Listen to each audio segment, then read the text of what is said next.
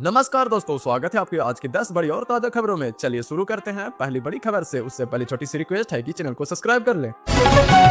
बिहार के गयाजी जिले के अतरी प्रखंड के माफा गांव होनहार युवा भारत का वॉलेंटियर ऋतिक रोशन एक बड़ी उपलब्धि हासिल कर पूरे बिहार का नाम रोशन किया है।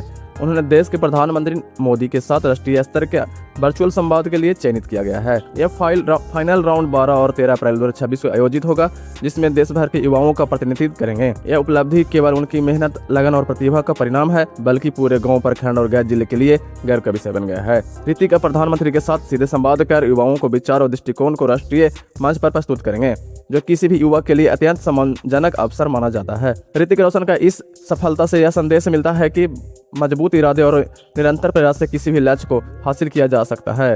उन्होंने अपनी उपलब्धि से न केवल अपने परिवार बल्कि पूरे समाज और राज्य को गौरवान्वित किया है। व्यावसायिक स्थानीय लोगों ने इस उपलब्धि को लेकर खास उत्साह है।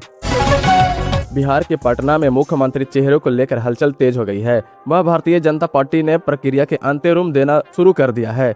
14 अप्रैल को बड़े फैसले की तैयारी है। सभी की नजर अब बीजेपी के ऐलान पर टिकी है। राजनीतिक गतिविधि अपने चरम पर है। कमान यह जल्द साफ होगा। शिवराज सिंह चौहान को नाम घोषित करने की जिम्मेदारी दी गई है। पार्टी के संसदीय बोर्ड ने उन्हें अधिकृत किया है। वे केंद्रीय पर्यवेक्षक की भूमिका निभा रहे हैं।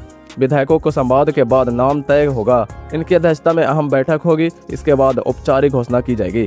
14 अप्रैल को बीजेपी विधायक दल की बैठक बुलाई गई है। सभी विधायकों को सुबह 10 बजे पहुंचने का निर्देश है। बैठक में नेता का चुनाव किया जाएगा। इसके बाद एनडीए की बैठक भी होगी। गठबंधन दलों के भी निर्देश जारी किए गए हैं।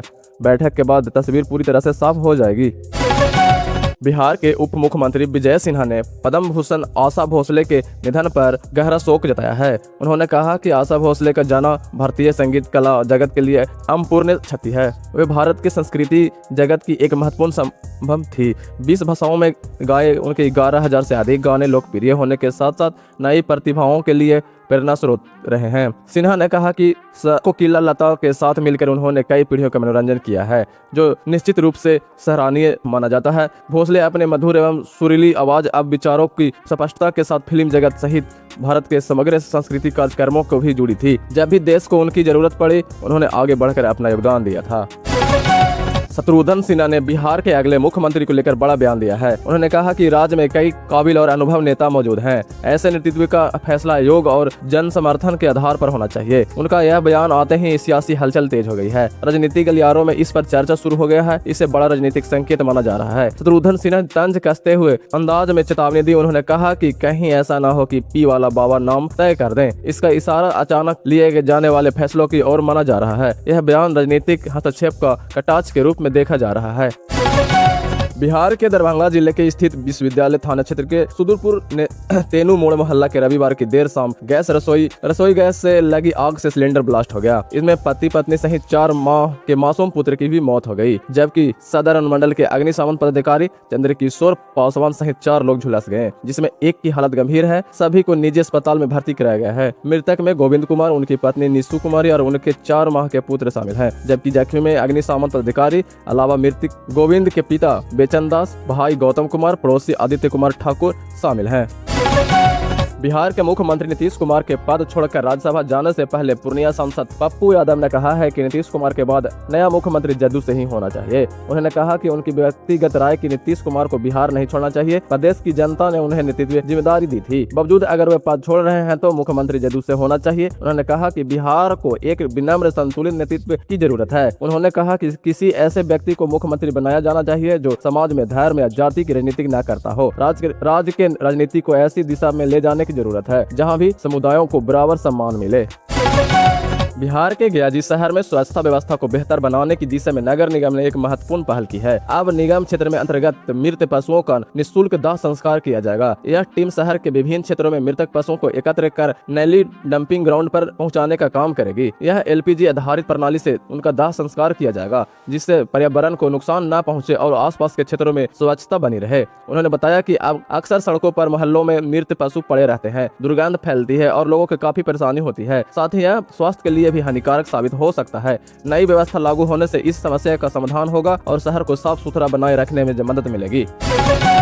बिहार के जहानाबाद जिले में एक प्रसिद्ध धार्मिक एवं पर्यटक स्थल बनावर को अब इसको टूरिज्म हब के रूप में विकसित किया करने की दिशा में बड़ा कदम उठाया गया है। इस योजनाओं का उद्देश्य इस स्थल को न केवल धार्मिक बल्कि प्राकृतिक और सांस्कृतिक पर्यटक का प्रमुख केंद्र बनाना है। पर्यटकों को ग्रामीण परिवेश का वास्तविक अनुभव देने के लिए मिट्टी से बने पारंपरिक मकान तैयार किया जा रहा है। इस मकानों के टूरिज्म के पूरी तरह से स्थानीय संस्कृति और गाँव को जीवन शैली को ध्यान में रखकर किया जा रहा है। पर्यटकों को ठहराने के लिए भोजन तथा व्यवस्था स्थानीय लोगों द्वारा की जाएगी। खास बात यह है कि वहां परोसने वाला व्यंजन भी पारंपरिक और स्थानीय लोगों के, जिससे क्षेत्रीय खानपान को पहचान मिलेगी और स्थानीय लोगों को रोजगार के अवसर भी सृजित होंगे।